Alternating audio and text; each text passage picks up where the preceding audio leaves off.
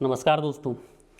2 जनवरी को अमेरिका की delta force Venezuela की राजधानी काराकस पर कार्रवाई करती है।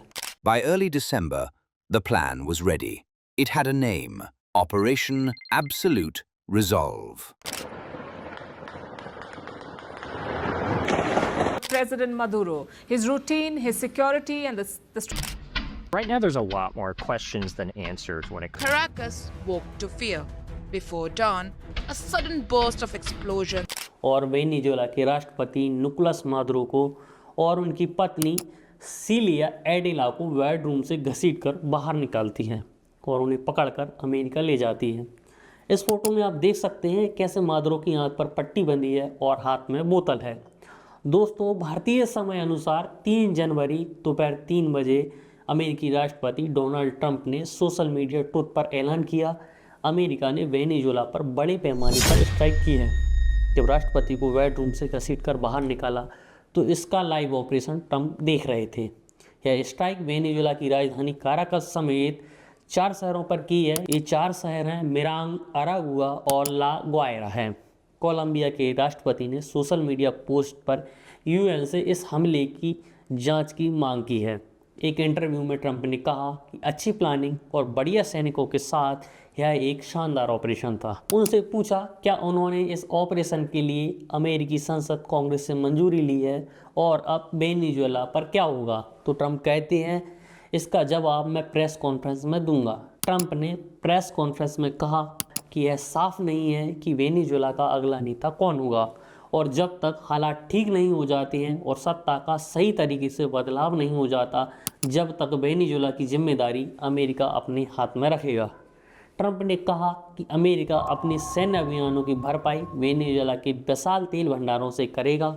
इसका बोझ अमेरिकी टैक्स पेयर पर नहीं पड़ने दिया जाएगा। ट्रंप ने मादुरो को सैफ पैसेज देने यानी वेनेजुएला छोड़कर निकल जाने का अल्टीमेटम दिया था, लेकिन मादुरो ने इससे साफ इनकार कर दिया। दरअसल मादुरो को ट्रंप ने आतंकवादियों की लिस्ट में डाला हुआ है। जानकारों का कहना है कि अब पकड़े जाने के बाद उन्हें लंबे समय तक जेल में डालकर मुकदमा चलाया जा सकता है। इधर वेनेजुएला में मारिया अमेरिका की मदद से विपक्ष के नेताओं के साथ मिलकर चुनाव करवा सकती हैं। दोस्तों, मारिया मचाडो वही हैं जिन्हें हाल ही के दिनों में नोबेल पीस पुरस्कार दिया गया था। दोस्तों, मारिया सुमाते नाम का एक ऑर्गेनाइजेशन चलाती हैं जिसे अमेरिका द्वारा लाखों की फंडिंग की जाती है। साल 2002 में सुमाते के बैनर तले मारिया ने ह्यूगो चावेज के भ्रष्टाचार के खिलाफ मोर्चा खोला था। तब कहा गया था कि मारिया जॉर्ज बुश यानी तब के राष्ट्रपति के इशारे पर काम कर रही हैं। वर्ष 2024 में मारिया खुद राष्ट्रपति का चुनाव लड़ना चाहती थी, लेकिन मादुरो के शासन ने मारिया की उड़ानों पर बैन लगा दिया। तो मारिया ने एडमंडो के लिए पूरे देश में पैदल चलकर चुनाव प्रचार किया। क्योंकि मारिया वेनेजुएला में छिपी रहती थी, अचानक ट्रक से निकलकर भाषण देती थी और भाषण के बाद मोटरसाइकिल से निकल जाती थी। ट्रंप भी मारिया को विपक्ष का चेहरा मानते हैं। दोस्तों, अमेरिका ने वेनेजुएला पर हमला क्यों कराया? तो दोस्तों, वेनेजुएला पर हमले के ट्रंप द्वारा 2 घोषित कारण थे। पहला, वेनेजुएला से जारी ड्रग कार्टेल्स को खत्म करना।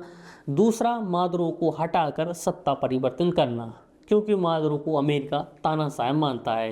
लेकिन दोस्तों, ट्रंप का असली मकसद कुछ और ही है, क्योंकि ऐसा माना जाता है कि ट्रंप को खुद तेल कंपनियों ने फाइनेंस किया है। तो ट्रंप की नज़र तेल की खील पर है, क्योंकि वेनेजुएला के पास करीब 303 अरब बैरल कच्चा तेल है। यह तेल मार्केट में 60 पैसे प्रति लीटर यानी पानी से भी सस्ता मिलता है। तेल से वेनेजुएला की कमाई का 90% हिस्सा अन्य देशों को तेल बेचकर ही आता है, लेकिन वेनेजुएला वैश्विक तेल का 0.8% ही निकाल पाता है। अभी चीन वेनेजुएला के तेल का सबसे बड़ा खरीदार है। रॉयटर की एक रिपोर्ट के मुताबिक इस तेल में चीन का हिस्सा लगभग 70 से 90% है। अक्टूबर में मादुरो सरकार ने अमेरिका को ऑफर दिया था कि वेनेजुएला के सभी तेल और सोने के प्रोजेक्ट्स अमेरिकी कंपनियों के लिए खोल दिए हैं, पर ट्रंप इस डील को रिजेक्ट कर देते हैं क्योंकि वह मादुरो को सत्ता से हटाना चाहते हैं। इधर मारिया मचाडो ने भी जून में अमेरिका को 1.7 लाख करोड़ का ऑफर दिया था। इस ऑफर में तेल उत्पादन को मौजूदा 1 मिलियन बैरल प्रतिदिन से बढ़ाकर 4.7 मिलियन बैरल करना था। तेल भंडारों के चलते कभी लैटिन अमेरिका का सऊदी अरब कहे जाने वाला वेनेजुएला में भी आज गरीबी चरम पर है। 80 लाख से ज़्यादा लोग देश छोड़ चुके हैं। साल 1980 के दशक में तेल के दाम गिरने से वेनेजुएला में आर्थिक संकट आया।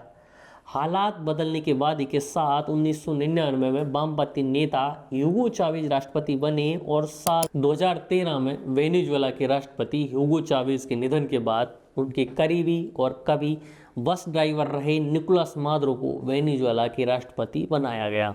2008 के राष्ट्रपति चुनाव में भी मादुरो ने गैर तरीके से सत्ता हथियाई।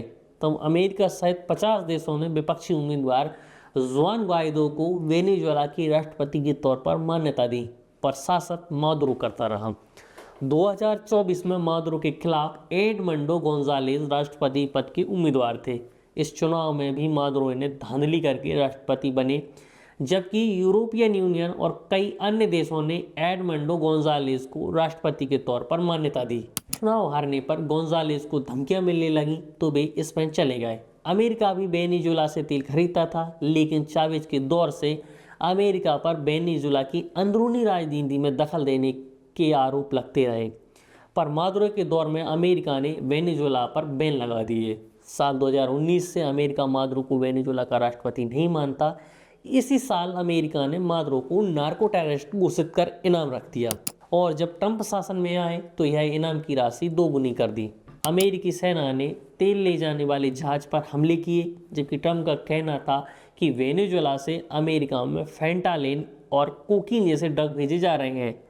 ट्रंप ने बीते दिनों वेनेजुएला के 2 गैंग ट्रेन दे अरागुआ और कार्टेल्स दे लोस सोलेस को आतंकी संगठन की लिस्ट में डाल दिया।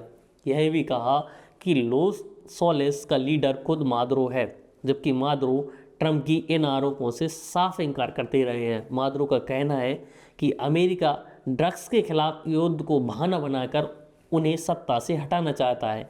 वेनेजुएला के विशाल तेल भंडार पर कब्जा करना चाहता है। जानकारों का कहना है कि ड्रग तस्करी में वेनेजुएला एक छोटा खिलाड़ी है। यह एक ट्रांजिट देश की तरह काम करता है। यहाँ से दूसरे देशों में बनी ड्रग की तस्करी की जाती है।